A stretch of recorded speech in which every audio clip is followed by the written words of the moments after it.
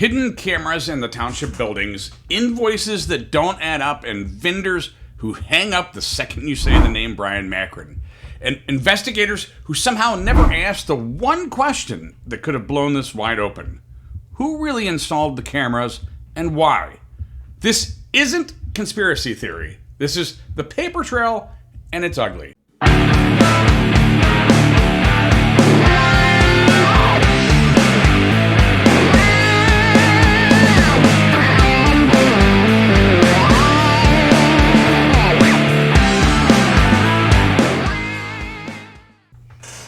And folks, I want you to stick around here because there's going to be a point where I'm going to be inserting a document where it is shown whoever the author of this were knew that Bowers and Costello knew about these covert cameras, knew that they were being secretive about them, and knew that they had been installed prior to Bryon Macron going missing. Listen up, Pinnacle Nation. If you want to keep this roll call tight, head over to www.theinfamousexchief.com. That's Command Central. From there, you can slide into Patreon. It's a monthly subscription with exclusive drops at least once a month, or lurk for free just to jump in on the polls and pretend you had a say. Discord. That's where the real chatter goes down. Think of it like the squad room. The coffee's cold, the jokes are bad, but everyone's running their mouth. And the best part, you don't need some shiny Facebook profile. You can show up as Detective Donut or Sergeant Snark or Detective Dimmerswitch if you want. Nobody cares. Just get in and start talking. Hit the links for YouTube, Facebook, TikTok, and Apple Podcasts. That's standard issue stuff right there. Old school? Not a problem. Email me. Feeling paranoid? Use Signal. Signal it over. Encrypted tighter than a rookie's first report. Want your voice on the record? Speak pipe. Leave me a voicemail. If it doesn't sound like you're 3 sheets to the wind, I might even use it. Got a tip on a case? Fill out the tip sheet. Be as quiet or loud as you want. Do I burn sources? Ask them. Oh, wait, you can't. Want me to cover a case? Drop it under case consideration. Or keep it simple. Buy me a coffee and grab me a Brew Loud Be Heard mug. Because this isn't just a channel, it's a shift briefing. Be loud, be heard, shake the system until the truth falls out. I'm Scott Gardner, the infamous ex-chief, former cop, former homicide detective, former chief, and I've lived on both sides of the system, enforcing the law and surviving its shadows. I know the rules, the players, and the dirty truths they don't want you to hear, and that's why this case bothers me. I know what a real investigation looks like, and I know when someone's just checking the boxes to say they tried. In the Bryon Macron case, the Medina County Sheriff's Office had cameras, invoices, and vendor names right in front of them, and instead of digging, they dismissed the video they had as nothing of value and ignored the cameras hidden in township buildings altogether. That's not investigation, that's avoidance, and today I'm going to show you how it all went down.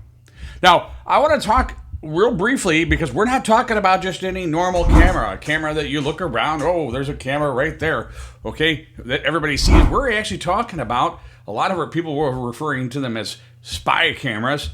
They're covert cameras. I used to work in loss prevention before getting into law enforcement, and covert cameras were a way to install where nobody saw, no employees saw the cameras. They were only utilized for very specific incidents. And the way that these were utilized, at least we're being told, is downright bizarre. Lafayette Township at the time was already dealing with changes. The fire department shuffle, the old Chippewa Lake Station on Heather Hedge, and the administration building becoming the hub. That's the backdrop when these cameras suddenly appear. The official story? They were for thefts or vandalism at the fire department. And in fact, buried in the sheriff records is this line. The cameras, according to the memo provided to me, were not authorized and were possibly a criminal act. Think about that. Even internally, they were raising red flags that these installs weren't legal. So what were these cameras really for? Security or surveillance? Because if it's really just about theft, there should be a clear paper trail.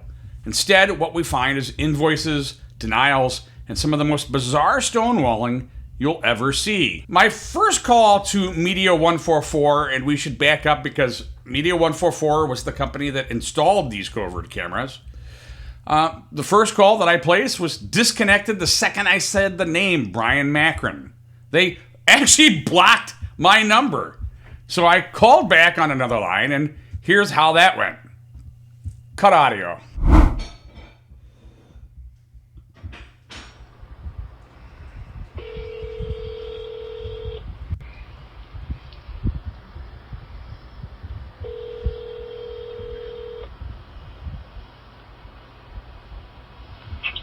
Media 144. Hey, I'm actually trying to help you if you would not hang up on me. What is your name and number, and I can have the owner give you a call back? Sure. My name is Scott Gardner. And he can give me a call back at 33, the number you blocked, 330-281-3304. I am honestly trying to help because I think there's a bunch of misinformation about what occurred, but your names keep coming up, and before I go on in front of thousands of viewers, I want to make sure that you guys have the opportunity to explain what's going on.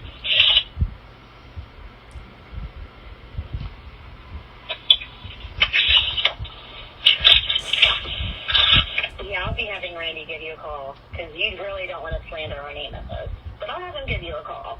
I appreciate it. Thank you. Think about that. If this was just a routine job, why hang up the moment I say Bryon Macron? Why block my number, and why act like I'm radioactive?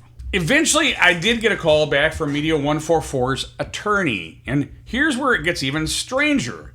He tells me his client has to stay in compliance with confidentiality agreements with the trustees. Confidentiality agreements? With a township government?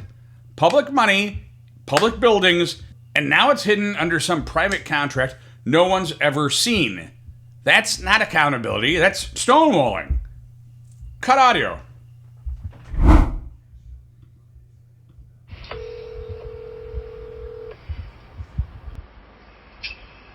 Hello, this is Darren. Hey, Darren, it's Scott Gardner returning your call. Hi, Scott. How you doing? Very well, yourself? Well, I'm not doing too bad. So, I guess you reached out to Randy Gross of Media 144? Yes, I did.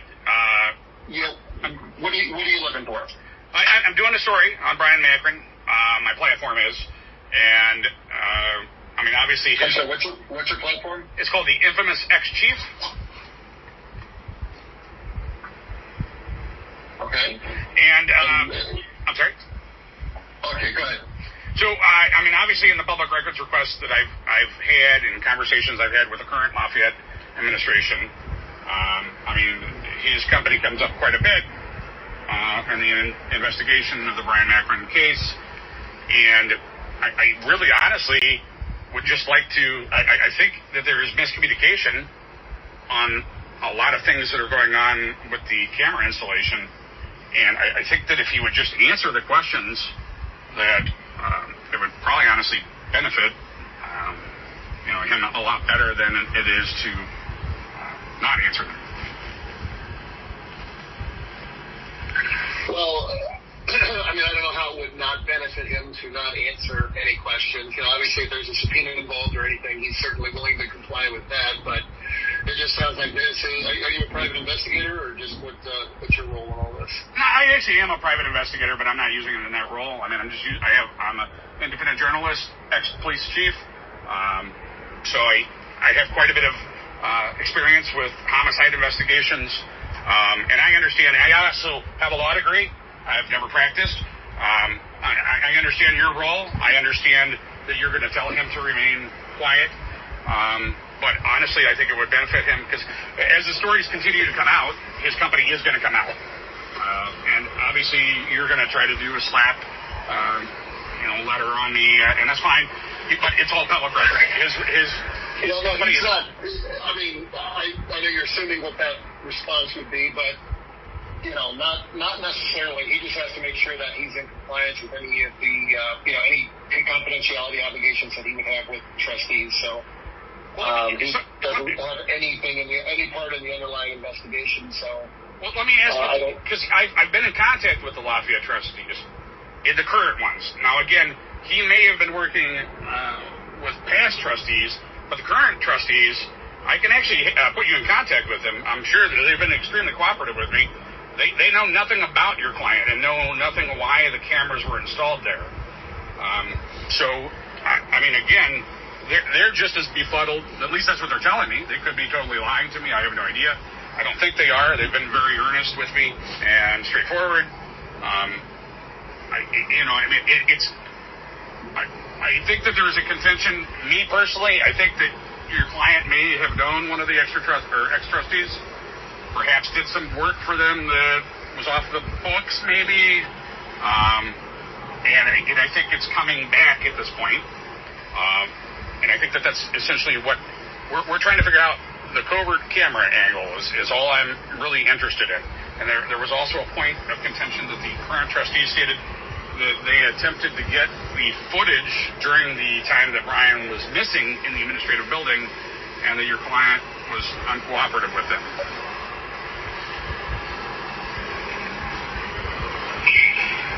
Okay, and I don't know what his relationship was to any of those people. So I'll certainly call and ask him about those kinds of things. I mean, if his agreement was with the trustees and the current trustees are saying to release the information, then kind of hard to argue any confidentiality if they're saying go ahead and release it. So, I mean, do you mind if I have one of the trustees reach out to you, or? I have no problem with that, but I would obviously need something in writing, and I want to look and see what the confidentiality is that if he has it, whatever the original agreement was, or the installation issues. And then, but no, he's.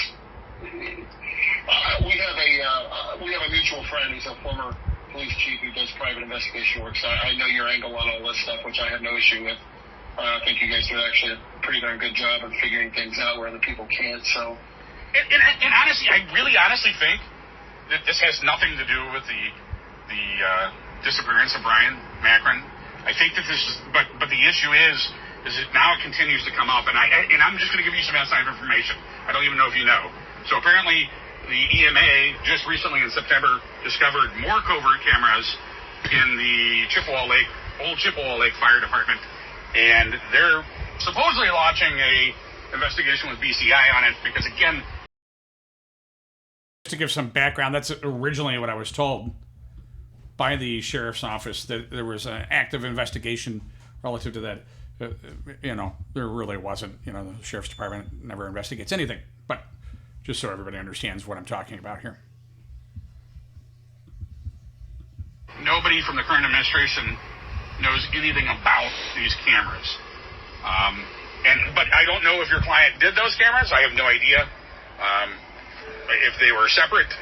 But again, I don't think it honestly has anything to do with I honestly don't think it has anything to do with the disappearance of Bryon Macron, but I'm sure you're aware, I just need to check this off the list. I need to get this out of the way because this just comes up so much in the investigation. I don't know if you've looked at the investigation on it or not, the privy. I know absolutely nothing about any of the underlying facts. Okay. So I will update myself. I will talk with my client.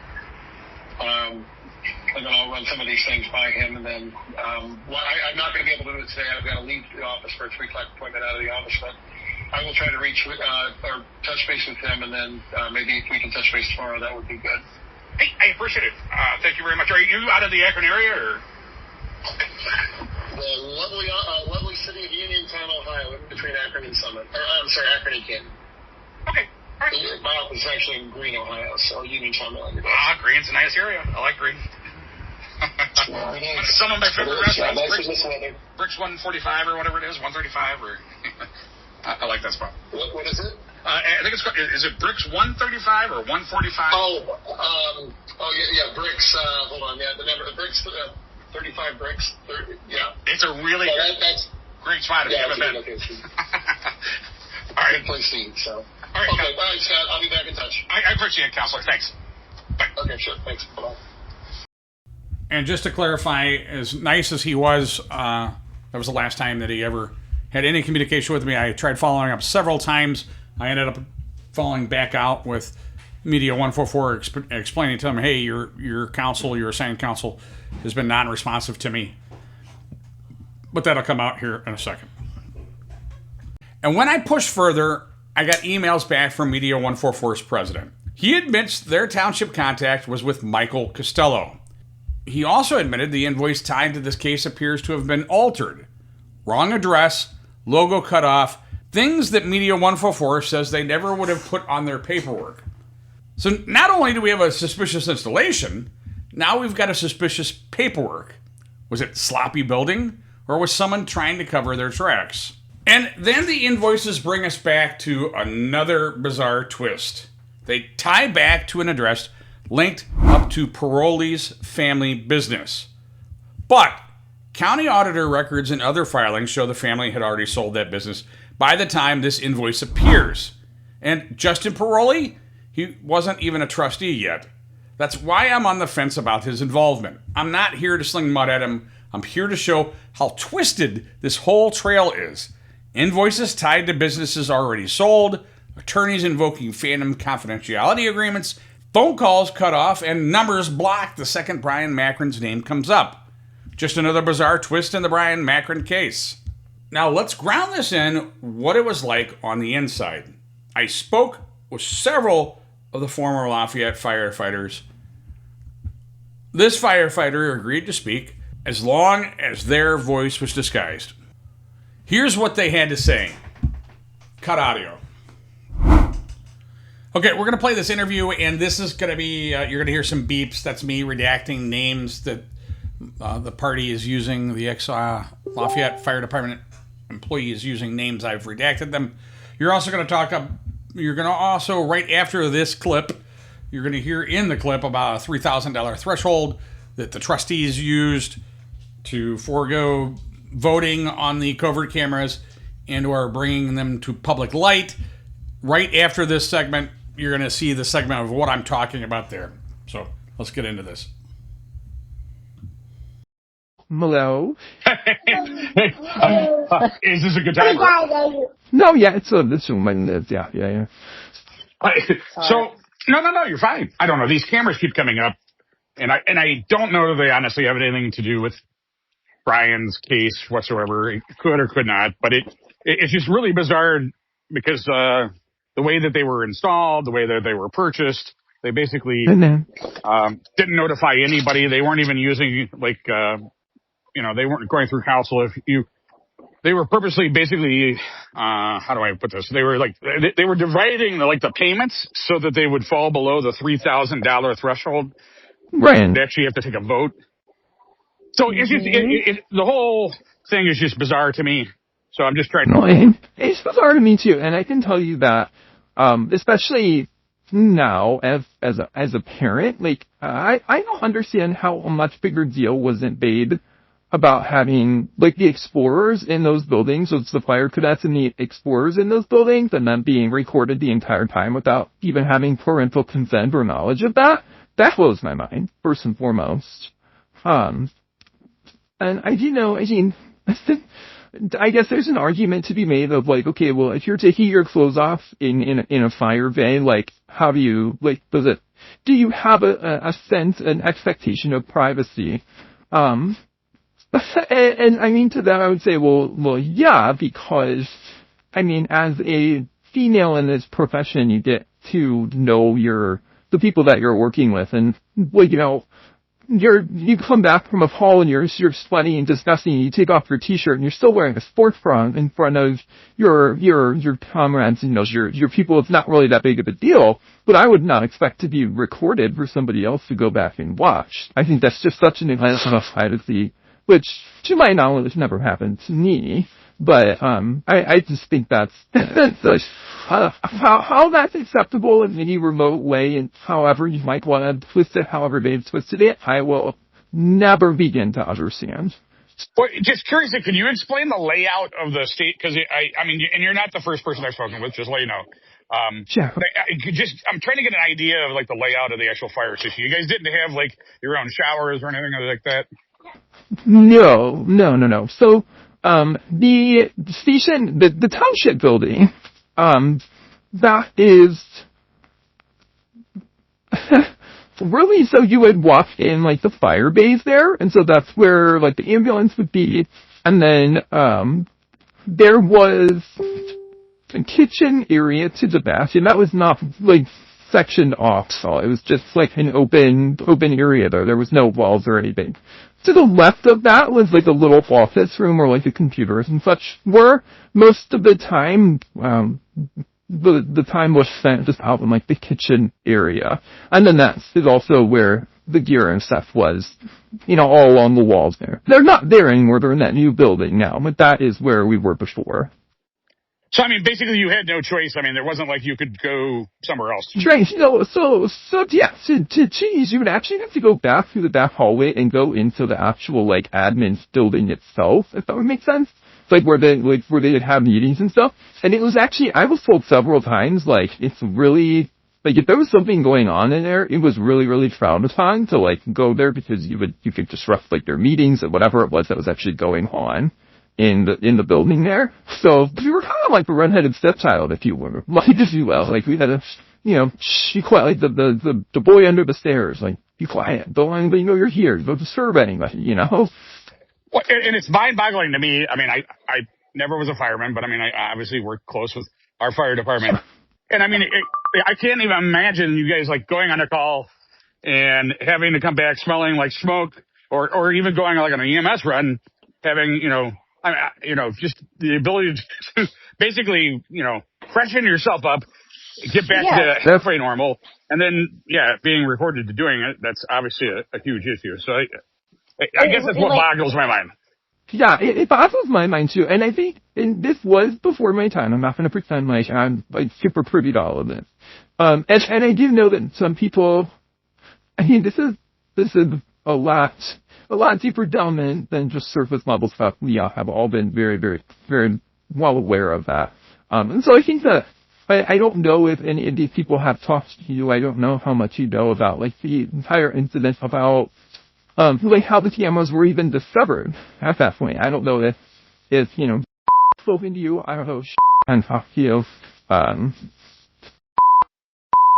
was a huge member of the department. He's a very active member of the department. And to my understanding, he and Bryon were, I mean, fairly close. I mean, when I say fairly close, I guess I don't mean, like, going out to dinner on Thursdays or anything like that, but you kind of have your people when you're on the fire department. Like, you just have the people that you hang out with, like, you saw Sword Seizure there.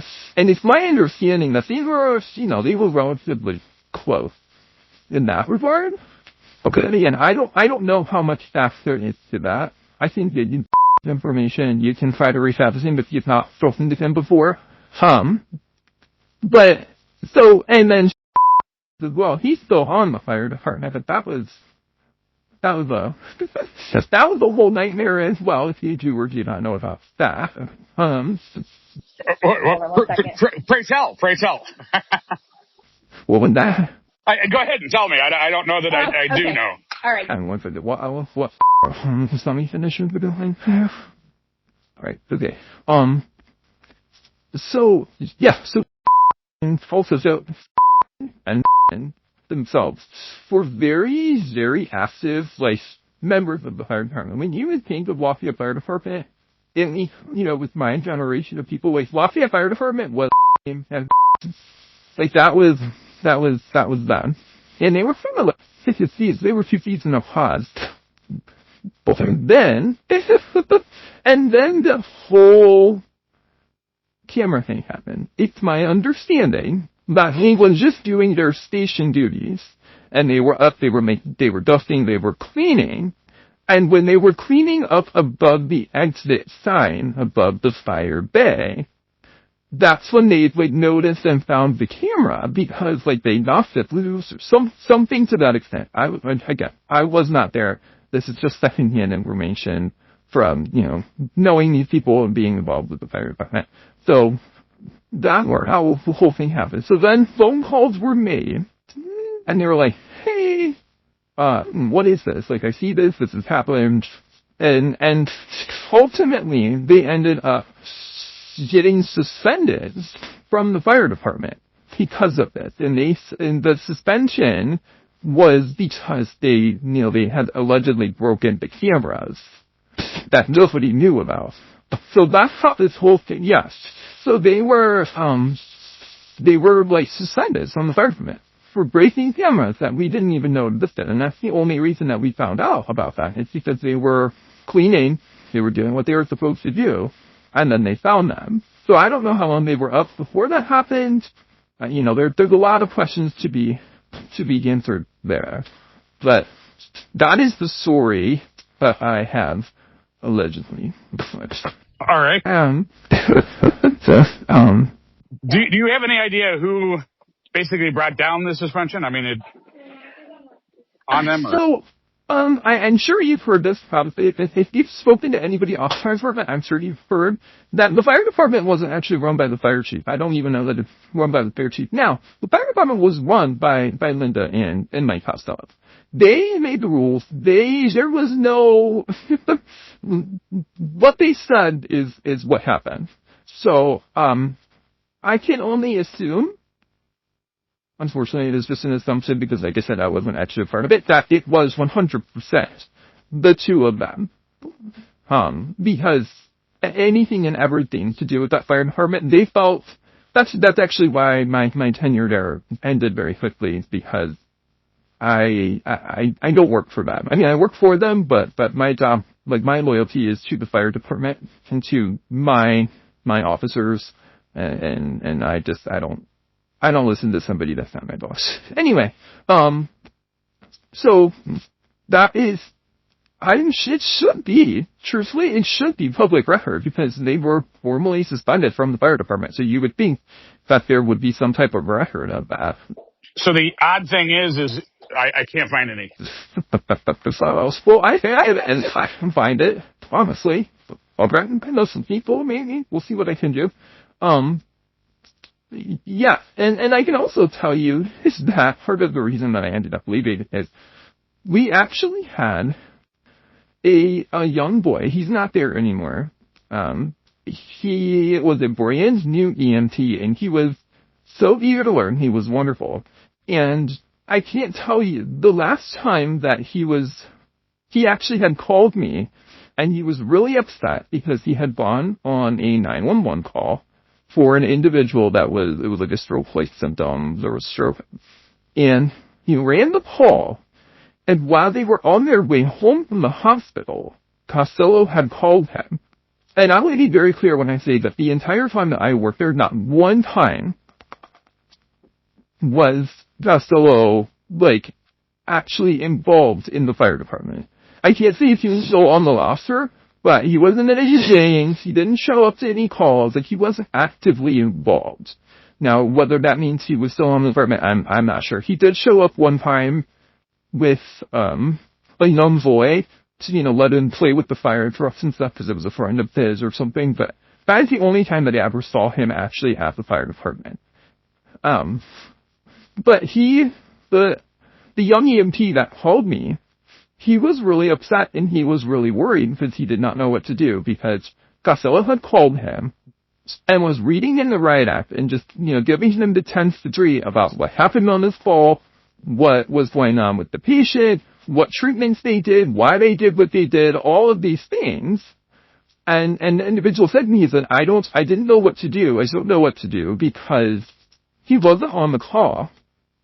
I shouldn't tell him any of these things because it's not his business. This is it's not okay. He's but he's on, he's on council, and if I don't tell him, am I going to get in trouble? Am I going to get written up? Am I going to get fired? What's going to happen? I don't know what to do. So, and I can tell you that that's not the only time that that's ever happened to anybody on the department. I know that there were other people that he had done that to, not even in an intimidating way. There are just some people on that department that were oh yeah, that's just what he does. That's not okay with me. I don't know about you. Just because you're on council, that doesn't give you right to my personal medical information. Just because you work for the city that I live in doesn't mean you get to know what goes on in my house when I dial 911. That's a big red flag to me. That's a big old no-no to me. Well, just curiously, and I pretty much know Linda's experience. So I'm not even going to. Well, I'll ask you, but I guess what I find interesting, and you're not the only one to say it. I'm trying to articulate, like Linda and Costello. Costello obviously was some sort of firefighter status at some point. Oh, yeah. But I mean, like training wise, was he capable of running a fire department or? Capable of running like a call on the fire department? Well, no, like running. You basically stated that he and Linda ran the fire department. I mean, did he have the experience or wherewithal to run a fire department? Or I mean, I would say that's probably subjective, unfortunately.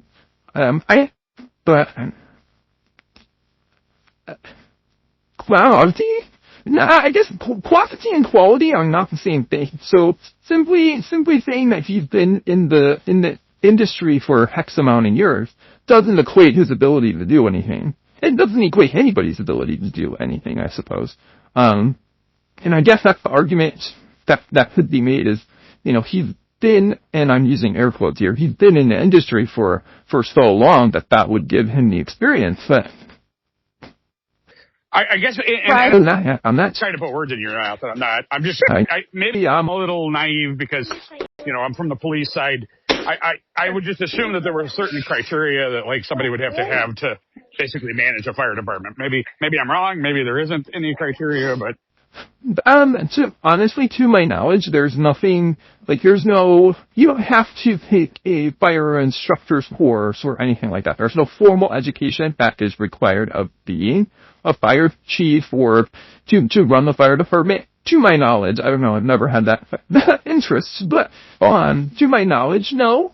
But, I mean, I think that there's something to be said about, just in general, somebody who you would find to be competent and capable and being professional enough to run a fire department would probably know better than to be monitoring calls because of the status of the individual calling. If it's a prominent individual at this address, that's not a good enough reason to call and insert yourself into Monday morning quarterback what's going on in a spot call, in my opinion. No, you're absolutely right. But, and then, furthermore, he's not a paramedic. As far as I'm aware, he's only an EMT. When I say only an EMT, I'm pretty sure he's a really good driver. So he just, I've never run a call with him before, so I don't know, but I don't think that he especially should be questioning the ability of paramedics on the department either. Okay. All right. I appreciate your time. Let's be more help. It was so long ago, and how blessed am I to be able to say that I had a lot of life happen in between those years and now. So, yeah, I wish I could be a little more helpful, but. Well, I appreciate every little bit helps. I mean, yeah, sometimes just a little nudge is all it takes. So, might not. So I appreciate it. So you're doing lovely work, and I know that it can probably be very overwhelming at times. But there's a whole lot of people that are supporting you behind the scenes. So I appreciate it. Thanks. So I wanted to come back to this and talk about this briefly for a second because I'm not sure. I know that this was brought up in the interview with the ex-Lafayette firefighter that I had. This is what they were doing as far as the resolutions. So you can see right here, this is a regular purchase order from Media 144. And you can see here, the total amount is $7,000, $7,485. All right. So what they have done is broken these down into different amounts because in Lafayette at the time, and again, I have a memorandum, I think I know where it is now, I was trying to remember where it was, where they put into place, they basically brought the ordinance back to life, but it gives the explanation. So anything more than $3,000, so if this invoice was, here it's broken down, if this invoice was $3,000.01, they would have to have it in a public meeting and have a vote on it. But apparently, if it was below 3,000, they could just do it themselves. So as you can see, just so you're understanding the way this is perceived, all right, by me, if nobody else, okay. The total amount of this work is $7,485. And they have broken this up into 3 different invoices, all below that trigger amount, so that they didn't have to vote on it and they didn't have to bring it up in a public meeting, which I find it scandalous. Again, why you are a public official, why are you conducting business purposely making these invoices for a lesser amount than the actual job itself? And you can see right here, again, the amount for this job was $7,485, and they broke it up into 3 separate invoices so that it did not have to go through a vote, did not have to be brought up in public. Now let's find this other. Let's find the resolution that I'm referring to. So this is briefly talking about it. Where is it? So it's basically talking about 3 covert cameras, 1 pinhole camera, an emergency sign. Occurred on 12/12/16. 12/12/16. 2 invoices, total of $3,695 to Media 144. The fiscal officer is not permitted to spend in excess of $3,000 without the approval of the entire board of trustees. These expenditures were not approved by the entire board, as there are no record or meeting minutes of them.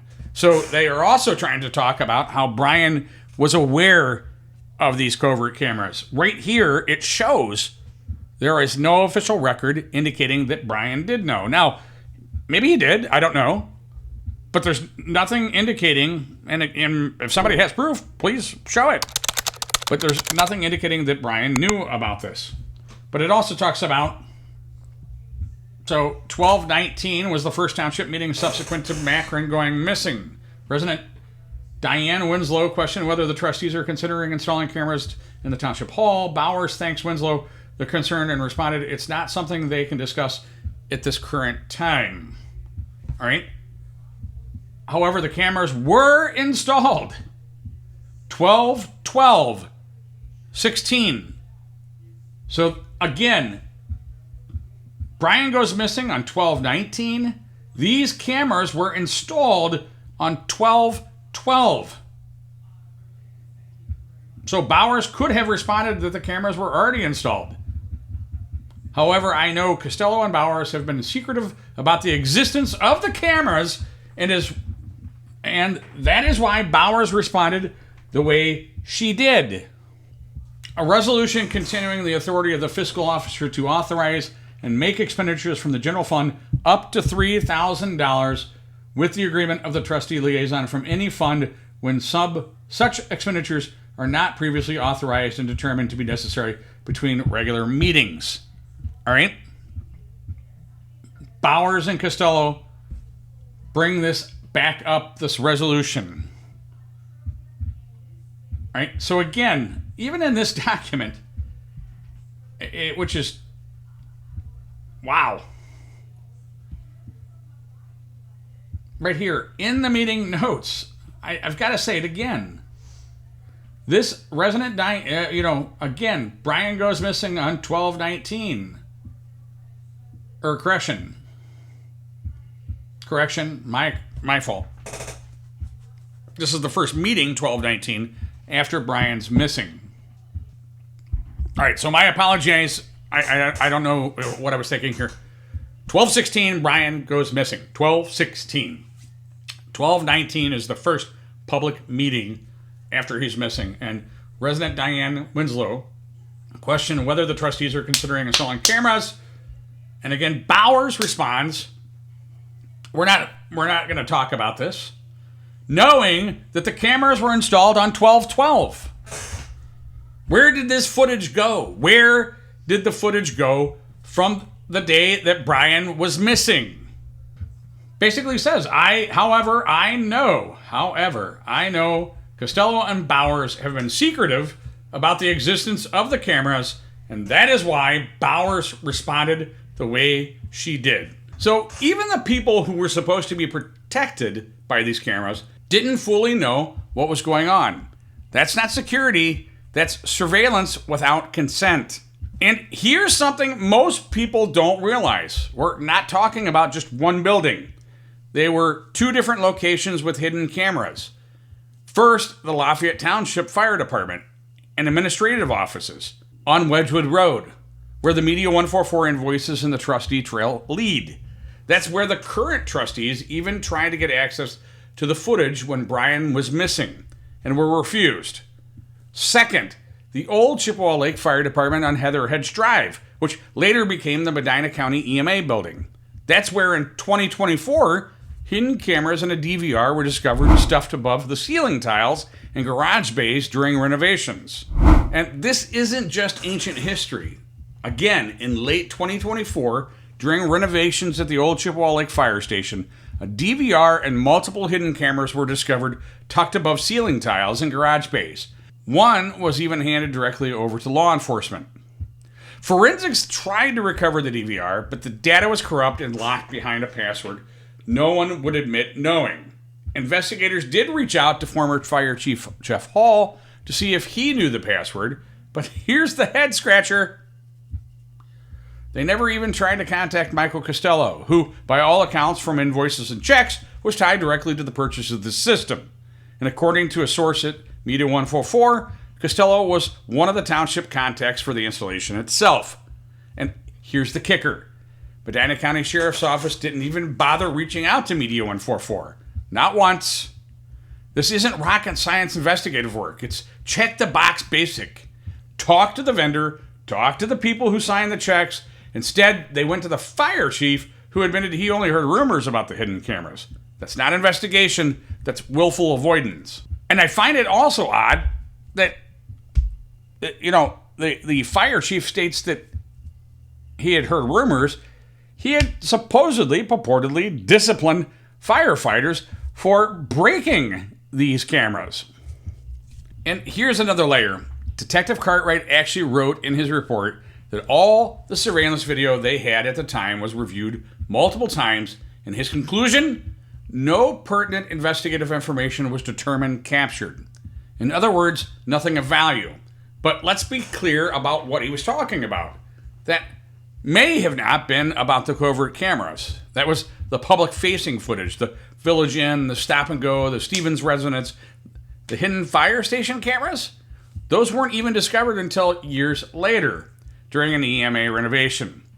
Cartwright never mentioned them, never investigated them, never asked the vendor about them. So you've got two failures side by side.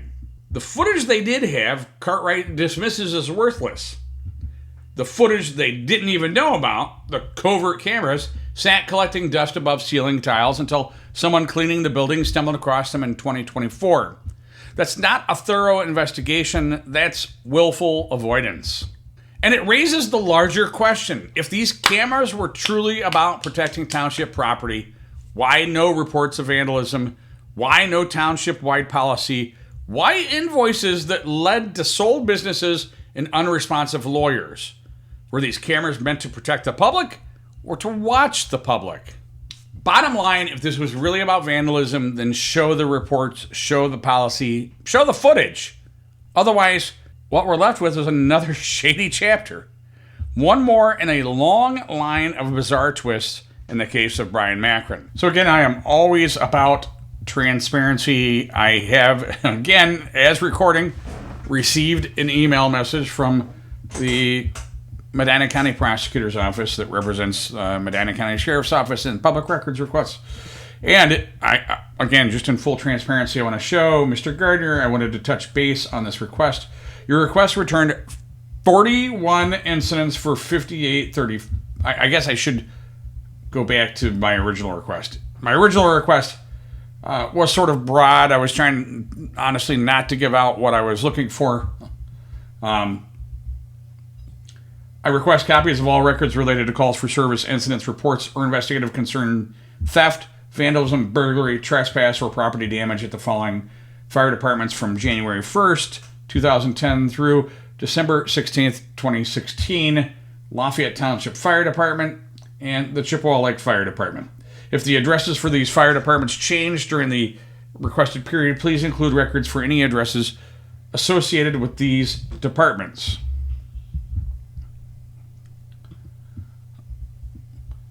I was looking for calls of service, incident offense reports referencing theft, vandalism, burglary, trespass, or property damage, and obviously the investigative notes, supplements, or narratives.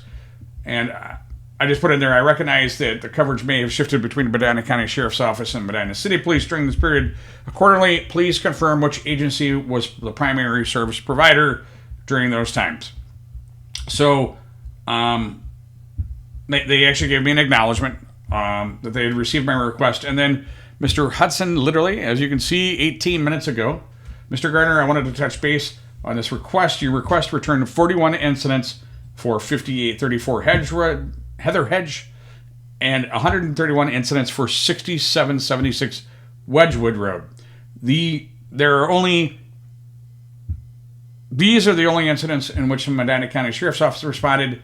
This is a significant request, which it is, that will take a fair amount of time to review and respond. To speed up the process, is there anything specific that you were looking for? Alternatively, is there a way we could produce incident reports, and then you let us know if these are incidents for which you would like to see the entire file. This could significantly reduce the administrative burden on the Sheriff's Office and speed up the response. So I did respond. Thank you for the reply. To help narrow the request, here's specifically what I'm looking for. Any incident reports, CAD logs, or calls for service tied to purported vandalism, theft, or damage to the fire department property or equipment that were cited as the justification for installing covert cameras. I am looking for more purported vandalism or theft caused by Lafayette Township employees or other government employees for Lafayette Fire Department or the old Chippewa Lake Fire Department, the new EMA. I am particularly interested in the time frame of 2015 and the end of 2016, since this is when the cameras were reportedly installed and when Bryon Macron was missing. If no such report exists, I would like the confirmation in writing. This focus should avoid the need to produce every unrelated incident file and should reduce the review burden while still addressing the central issue of why these cameras were installed in the first place. I've been interviewing ex-Lafayette firefighters and explorers who were routinely changing their clothes in front of these cameras without their knowledge. So, again, I always want to be fully transparent. I wanted to show that. And then, also, it's been a busy day for Mr. Hudson. He, again, in full transparency, also sent me this email relative to records requests. So thank you for your patience and sorry for the slow response. The Sheriff's Office has completed its review of the complete Macron file. A limited number of files that had not been previously produced were discovered during the review process. All of these documents will be produced. Additionally, the office is sending the entirety of the boxes out to be scanned. Nearly all of the documents in the boxes have been previously produced. For example, the same version of the report, what I had been calling the case file, was included numerous times in the boxes. When you receive the production, you will receive the same documents that were contained in the boxes, even if duplicated several times. As you requested, it is my understanding that the files to be produced in this supplemental production will be produced in a separate link so that you can review the supplemental production separate files from the files already produced. That it had been just a little bit of housekeeping. That had been an issue when they were sending out their public records request to me. There was no indication of what was new that they were sending out, and there would be like literally folders that they had previously sent out, and they would include like a document here or there, even in the old folders, and it became confusing to me. Okay, hey, what, they're doing this in a rolling production, meaning that they're not giving this to me all at once. They're doing it over a period of time. And so I was trying to determine, well, hey, what's new, what's old? So this supposedly is going to fix that. That's what he was referring to there. As we discussed before, it will take additional time to go through the redacted files. These will be consistent with the redactions that the office provided in August of 2025. And what he's referring to there is, again, my main purpose of my lawsuit was that I thought that they were being very restricted on their redactions. And I believe, and I don't mean to speak for Mr. Hudson, I don't think he specifically ever stated this to me, but obviously I think he must be in concurrence that they were being overly restricted, and that's what he's referring to here. Redactions in the office provided in August of 25 will be the redactions that they're sending out, or the style that they were doing in August of 25. Once we get the scanned files, we will begin the redaction process and plan to provide the documents on a rolling basis. Please advise if you would like to discuss any alternative method of production. As before, the office is willing to have you come in and review the boxes in unredacted form if you need access before the documents can be formally redacted and produced. So, I'm happy. Again, all I'm looking for is the information in the files. I have no desire to have any more lawsuits out than I already currently do. It's almost like a full-time job, folks, of public records lawsuits, and I'm happy as long as I'm getting the records. That's all I want. So again, I just wanted to be ultra transparent. As I receive updates, I will make certain that that you guys are fully aware. I think that's it, folks. So be loud, be heard, shake the system until the truth falls out.